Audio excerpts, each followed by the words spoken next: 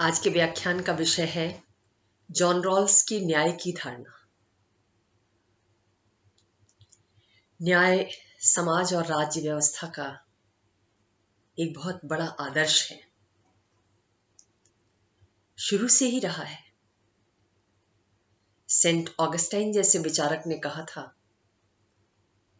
कि हम बिना विधायी अंग के या बिना कार्यकारी अंग के एक राज्य की कल्पना तो कर सकते हैं, लेकिन बिना न्यायिक अंग के हम एक सभ्य समाज की कल्पना नहीं कर सकते। बिना न्याय व्यवस्था के राज्य लुटेरों के गिरोह के अलावा और कुछ नहीं है। लिहाजा न्याय की धारणा पर न्याय कैसे स्थापित किया जाए, इस पर शुरू से ही विचार विमर्श होता रहा है और नाना सिद्धांत प्रस्तुत किए गए हैं। समय के साथ जैसे अन्य सिद्धांत बदलते हैं, न्याय की धारणा में भी परिवर्तन होता रहा है। प्रारंभिक राजनीतिक विचारकों में अगर हम देखें, प्लेटो के चिंतन में न्याय को प्रमुख स्थान दिया गया। प्लेटो ने न्याय को राज्य का सद्गुण बताया, व्यक्तिगत और सामाजिक न्याय की धारणा प्रस्तुत की। लेकिन प्लेटो की न्याय की धारणा एक नैतिक न्याय की धारणा थी। प्लेटो ने बताया कि कैसे मनुष्य की आत्मा में जो 3 गुण हैं, विवेक, शौर्य और तृष्णा, इन तीनों तत्वों के बीच अपने जीवन में व्यक्ति जब संतुलन बनाकर चलता है तो ये व्यक्तिगत न्याय की स्थिति होती है।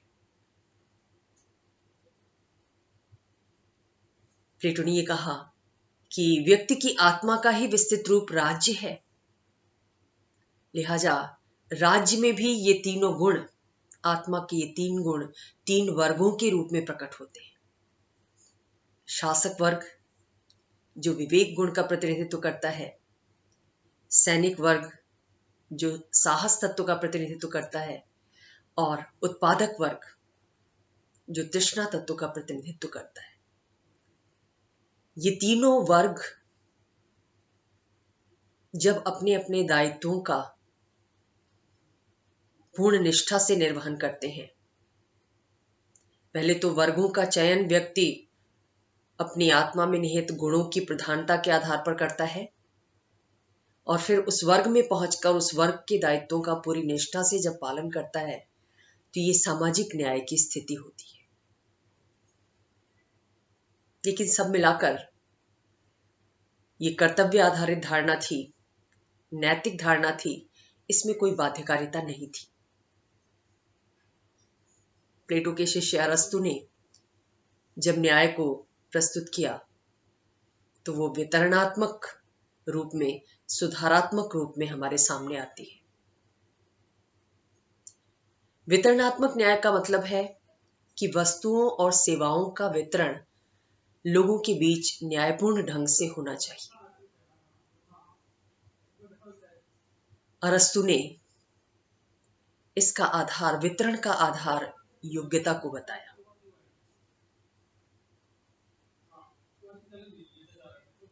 उन्हीं लोगों को उन वस्तुओं का वितरण किया जाना चाहिए, उनके मध्य ही किया जाना चाहिए जो उस वस्तु या सेवा का उपयोग करना जानते हो। उसने उदाहरण दिया कि अगर समाज में बांसुरियां बांटी जानी है तो उनके बीच वितरण करना ही उपयोगी होगा, न्यायपूर्ण होगा, जो बांसुरी बजाना जानते हो। जिन्हें बांसुरी बजाना आता ही नहीं, वो बांसुरी को महज एक लकड़ी के टुकड़े के रूप में देखेंगे और वो बेच जाएगी। सुधारात्मक रूप में भी न्याय की धारणा अरस्तु ने प्रेजेंट की कि अगर कोई व्यक्ति दूसरे व्यक्ति के अधिकारों का हनन करता है तो उसे दंडित करके उसका सुधार किया जाए। मध्य युग में जब हम आते हैं तो हमें ईश्वरीय न्याय की धारणा देखने को मिलती है, जिसमें ईश्वर को न्याय का स्रोत माना जाता है और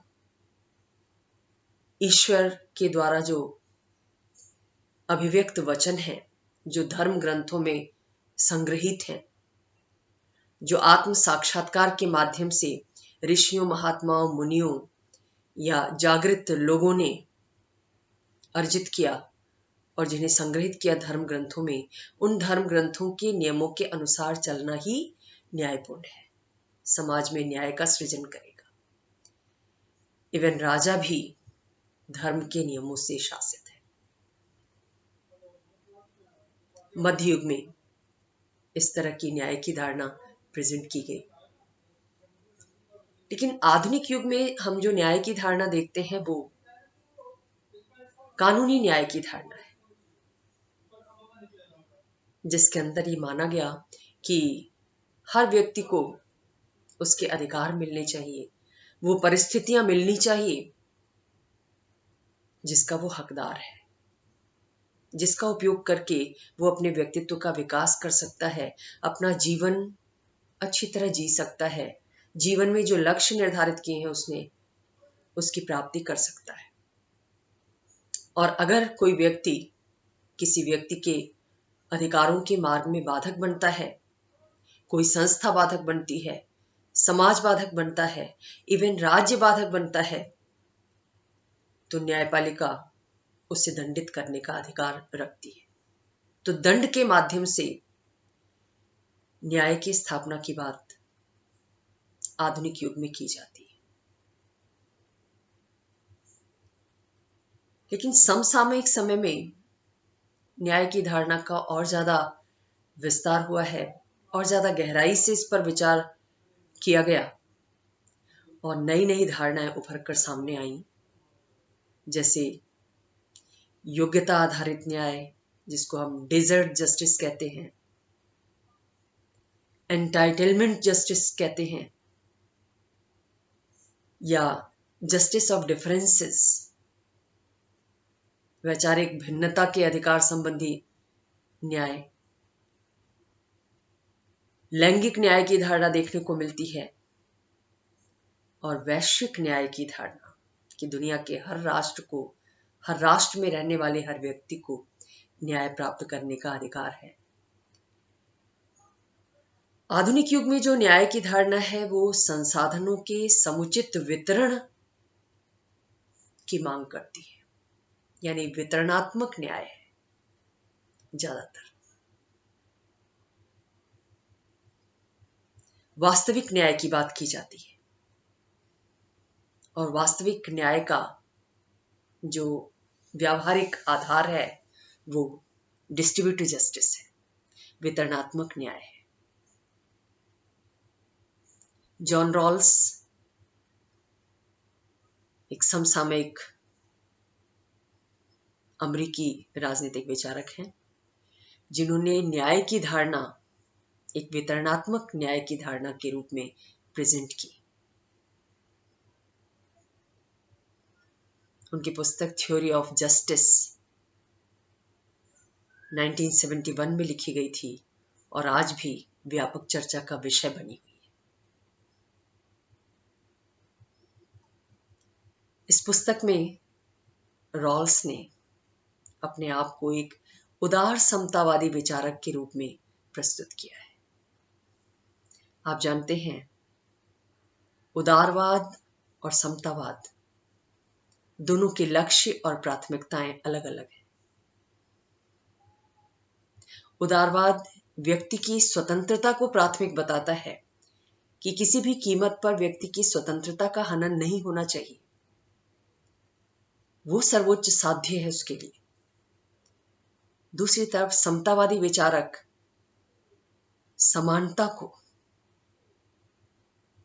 अंतिम लक्ष्य मानते हैं, प्राथमिक लक्ष्य मानते हैं, चाहे उसके लिए स्वतंत्रता का बलिदान ही क्यों न करना पड़े। जॉन रॉल्स की खासियत यह है कि उन्होंने इन दो विरोधी समझे जाने वाली विचारधाराओं के बीच सुंदर समन्वय स्थापित किया है और अपनी न्याय की धारणा में स्वतंत्रता और समानता दोनों को महत्व दिया है। वास्तव में रॉल्स की जो धारणा आई दुनिया के सामने, वो उपयोगितावाद के विरोध में आई। उपयोगितावादी विचार को बेंथम और मिल के द्वारा जब ये धारणा दुनिया के सामने रखी गई, उस समय बहुत लोकप्रिय बनी, जिसका आदर्श था कि समाज में अधिकतम लोगों का अधिकतम सुख, भौतिक सुख साध्य है। वो व्यवस्था न्यायपूर्ण है जो अधिकतम लोगों को अधिकतम सुखों की उपलब्धि करा पाती है। रॉल्स ने इस पर ऑब्जेक्शन किया और कहा, अधिकतम लोगों का सुख ही क्यों साध्य है? अधिकतम लोगों की स्वतंत्रता ही क्यों साध्य है? सबकी स्वतंत्रता साध्य होनी चाहिए। न्यायपूर्ण नहीं होगा अगर कुछ लोग छूट जाए या बहुतों की कीमत पर थोड़े से लोगों को छोड़ दिया जाए, उनके साथ अन्याय हो, उनकी स्वतंत्रता और अधिकारों का सम्मान न हो, तो ये अपने आप में नितांत अन्यायपूर्ण है। तो उपयोगितावादी विचारधारा के विरोध में जॉन रॉल्स का ये सिद्धांत आया। अब देखेंगे कि न्याय को किस रूप में प्रेजेंट किया है रॉल्स ने। सबसे पहले तो रॉल्स ने न्याय को सभी सामाजिक संस्थाओं का प्राथमिक सद्गुण माना है। यानी किसी भी सामाजिक संस्था का, केवल राज्य ही नहीं। गौर कीजिएगा कि प्लेटो ने राज्य का सद्गुण माना था न्याय को, लेकिन रॉल्स ये कहते हैं कि केवल राज्य ही नहीं, बल्कि जितनी भी संस्थाएं हैं उन सभी को न्यायपूर्ण होना चाहिए। एक संस्था कितनी न्यायपूर्ण है, ये इस बात से पता चलता है, कितनी उपयोगी है, कितनी कल्याणकारी है, ये इस बात से पता चलता है कि उस संस्था में न्याय के सिद्धांतों का कहां तक पालन किया जाता है।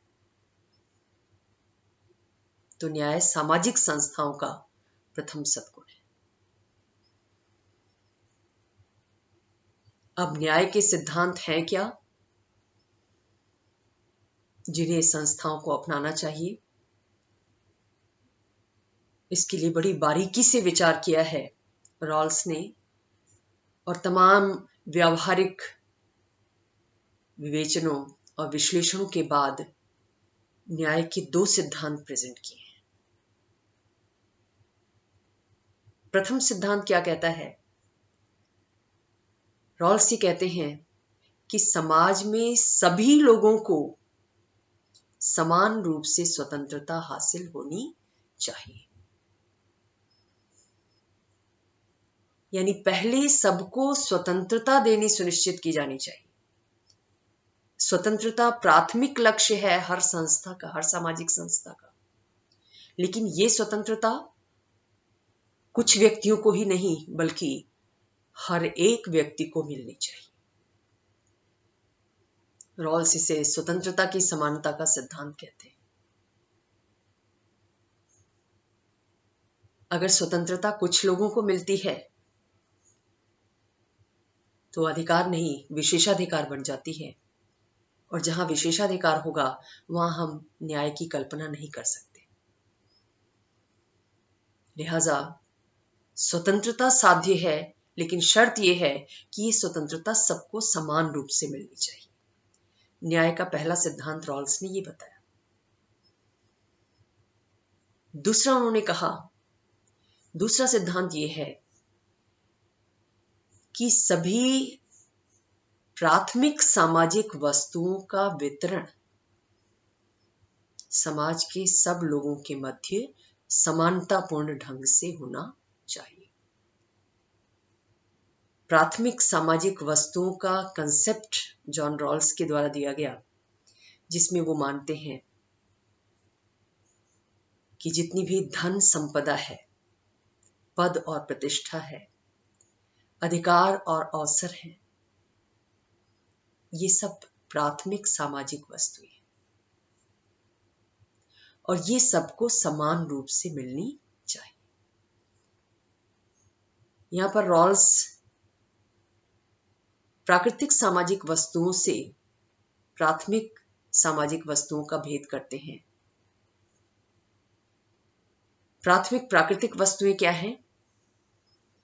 मनुष्य की योग्यता, क्षमता, प्रतिभा, कल्पना शक्ति, ये सब प्राकृतिक वस्तुएं हैं। इनका तो वितरण नहीं किया जा सकता, लेकिन जो सामाजिक वस्तुएं हैं, पद प्रतिष्ठा, मान सम्मान, व्यक्ति की गरिमा, धन संपदा, अवसर और अधिकार, इनका समानतापूर्ण ढंग से वितरण करने पर ही न्याय की प्राप्ति की जा सकती है।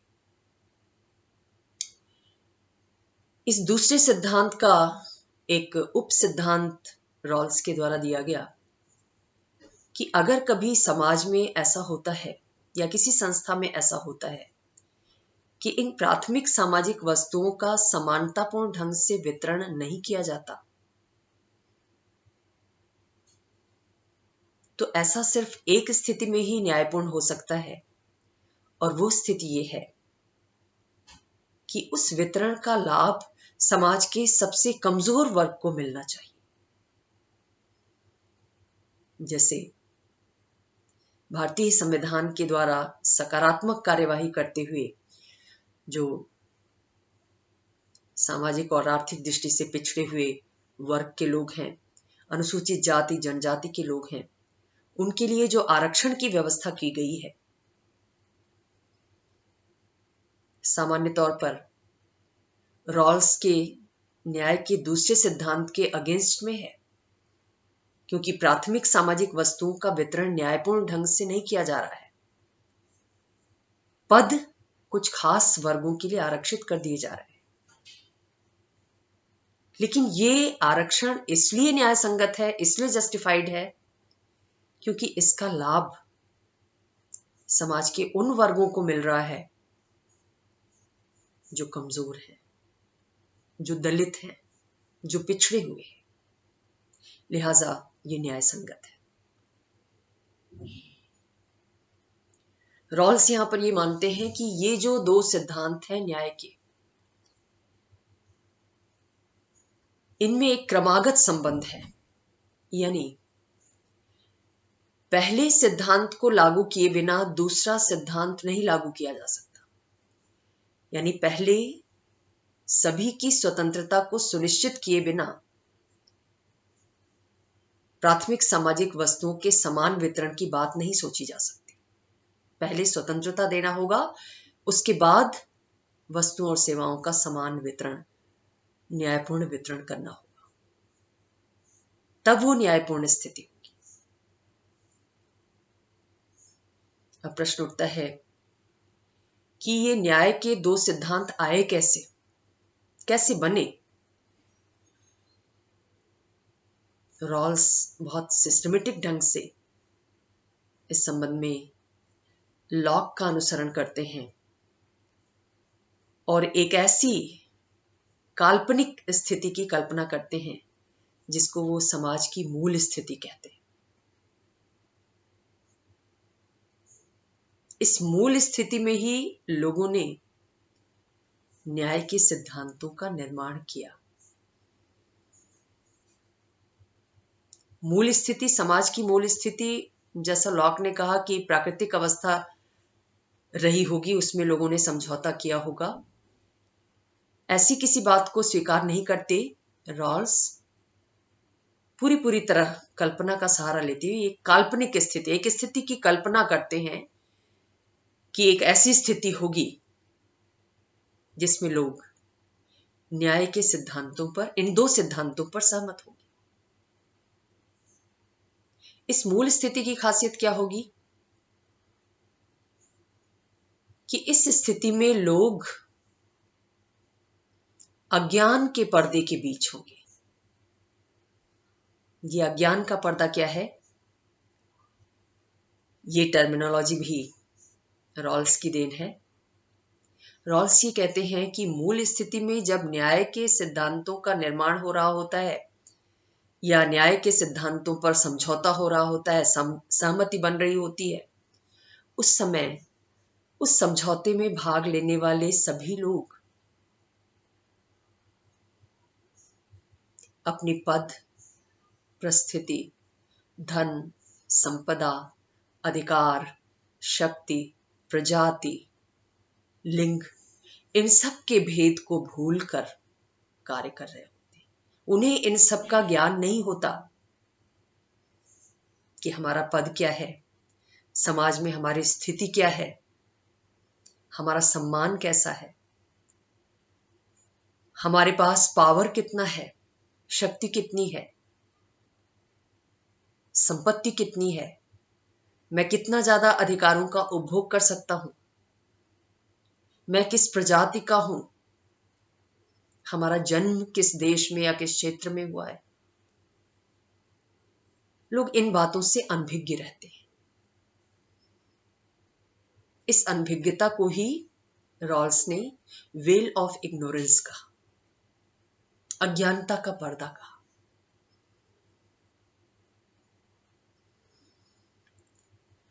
रॉल्स की ये बात इस बात का भी संकेत करती है कि न्याय निर्माताओं को, कानून निर्माताओं को इन सारे भेदों से ऊपर उठकर कार्य करना चाहिए। इन सारे पूर्वाग्रहों को ताक पर रखकर कानून निर्माण का, न्याय के सिद्धांतों को तय करने का कार्य करना चाहिए। अब चूंकि अज्ञान के पर्दे के बीच लोगों के द्वारा इन दो सिद्धांतों का निर्माण किया जाता है, लिहाजा इस पर सहमति आसानी से बन जाती है। इसलिए रॉल्स कहते हैं कि न्याय के सिद्धांत सार्वभौमिक है, सर्वमान्य है। यहां पर रॉल्स ये भी कहते हैं कि इस मूल स्थिति में किसी भी समय किसी भी व्यक्ति के द्वारा घुसा जा सकता है, यानी कानून और न्याय के सिद्धांतों को तय करते समय कोई भी व्यक्ति वेल ऑफ इग्नोरेंस के तहत रहते हुए इसके निर्माण में योगदान दे सकता है। तो इस तरीके से न्याय के इन दो सिद्धांतों की रचना होती है, ऐसा रॉल्स कहते हैं। और यही सार है न्याय का। हर सामाजिक संस्था को इसी न्याय की स्थिति को प्राप्त करने का प्रयत्न करना चाहिए। अगर कोई संस्था न्याय के इन दो सिद्धांतों को नहीं प्राप्त कर पाती है, इसका मतलब वो न्यायपूर्ण नहीं है। तो इस तरीके से रॉल्स ने न्याय के एक सार्वभौमिक, वितरणात्मक, उदार समतावादी सिद्धांत का प्रतिपादन किया। हालांकि रॉल्स भी आलोचना से अछूते नहीं रहे। रॉबर्ट नॉजिक ने सबसे ज्यादा आलोचना की उनकी, और ये कहा कि केवल उन्हीं वस्तुओं का वितरण होना चाहिए, उन्हीं वस्तुओं का वितरण, समानतापूर्ण वितरण न्याय संगत है जो व्यक्ति के द्वारा न्यायपूर्ण ढंग से अर्जित नहीं की गई है। और इसके स्थान पर उन्होंने एंटाइटलमेंट जस्टिस के सिद्धांत का प्रतिपादन किया।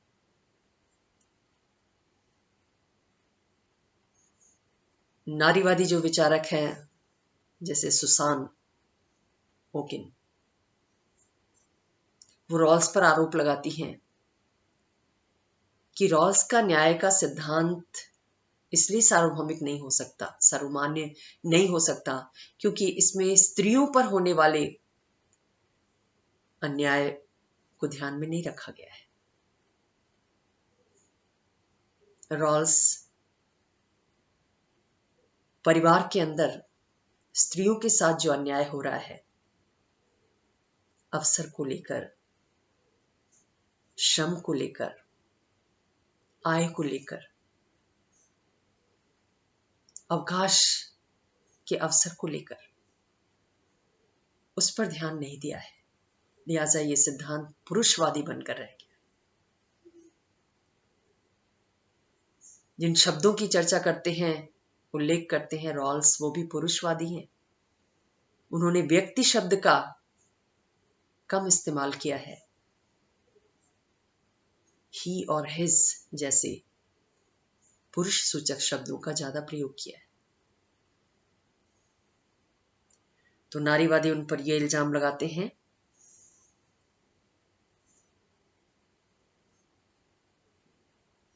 कुछ विचारक ये भी कहते हैं कि रॉल्स ने न्याय की धारणा को एक सार्वभौमिक धारणा के रूप में प्रेजेंट किया, जो सच नहीं है।